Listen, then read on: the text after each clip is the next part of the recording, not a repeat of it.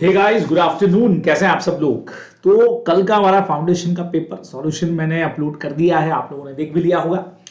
अब एक बढ़िया क्वेश्चन को लेकर के काफी कंफ्यूजन क्रिएट हो रहा था, तो उस पर थोड़ा सा क्लैरिफिकेशन मैं आपको बहुत फटाफट से दे देता हूं। देखिए, पार्टनरशिप जो है वो कौन सी नहीं है, कौन सी है, इसका जो यानी क्वेश्चन नंबर हमारा जो हो गया फोर्थ, बराबर फोर्थ के बी का जो थर्ड पॉइंट हमारा है कि भी एबीसी ने एक टी शॉप को परचेस किया, कुछ एडिशनल एक्सपेंसेस उस पर लगाए, यूटेंशियल परचेस किए और उस शॉप को जो है इन्होंने किराए पर दे दिया है। एक दो जनों ने लिखा भी है वहां पे कि सर ये किराए पे दे दी है।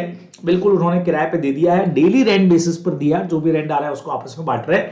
मैंने लिखा कि भाई ये पार्टनरशिप होना चाहिए। अब जैसे ही ये चीजों पे कुछ डाउट्स आए कि भाई ये सर को ओनरशिप के अंदर क्यों नहीं जा रहा है, तो मुझे अचानक से क्लिक हुआ यार ऐसा एक केस तो जब मैं पढ़ रहा था तो मैंने पढ़ा हुआ एक पुराना बढ़िया सा केस है 1948 का। तो उस पर जब हमने सर्च लगाया तो वो केस मिल भी गया, बराबर। और वो जो केस है 1948 का वो है गोविंद नायर वर्सेस मगा का केस। और इस केस में एग्जैक्टली यही सिचुएशन लिखी हुई है। देखिए आपको मैं केस बताता हूं और बिल्कुल एग्जैक्टली जो हमारा क्वेश्चन है वही इसमें सिचुएशन आपको दे रखी है ना। ये देखिए, तो गोविंद वर्सेस मगा के केस में आप लोग देख सकते हैं A and B jointly purchase करते हैं टी शॉप को, incurred additional expenses for purchasing, जो भी यूटेंशियल्स उन्होंने परचेस किए, सेम चीज हमने जो पढ़ी जो क्वेश्चन में दे रखी है। Each of them contributed half of the total expenses, आधा बांट रहे। Shop was then leased out on rent which was shared equally by them. Exactly जो चीज क्वेश्चन में है वो यहां दे रखी है, सिवाय एक चेंज के कि यहां शॉप को उन्होंने पूरा लीज पे ही दे दिया है और हमारे क्वेश्चन में है कि डेली बेसिस पे दिया है। अब ये मामला थोड़ा सा चेंज हो सकता है, अदरवाइज इस मैटर को लेके भी यही कंफ्यूजन था। तो मामला पहुंचा मद्रास हाई कोर्ट के पास और हाई कोर्ट ने एग्जैक्टली यही बोला है कि भाई यहां पे पार्टीज जो है वो कॉमन प्रॉपर्टी रन कर रहे हैं, कॉमन प्रॉपर्टी है और उस प्रॉपर्टी को पूरा लीज पर दे दिया है ना। और जो इन्वेस्टमेंट उन्होंने किया इस वजह से दे आर नॉट पार्टनर, वो पार्टनर्स नहीं है, they never carried on any business, उन्होंने यहां कोई बिजनेस नहीं किया।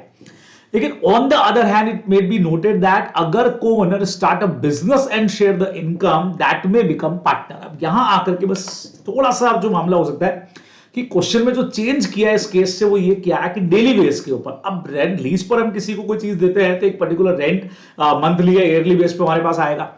अब डेली रेंट का मतलब कई बार ये होता है कि हमने अपना बिजनेस किसी को चलाने को दे दिया है और हमने उसको कहा भी डेली का डेली जितना तुम्हारा कमाई होता है उसका इतना परसेंट या इतना अमाउंट जो है हमको आप तुम किराए की तरह से देते रहो, वो हमारा एक तरह से प्रॉफिट हो गया जो हमने बांट लिया है। तो ऐसा सब कुछ हो सकता है।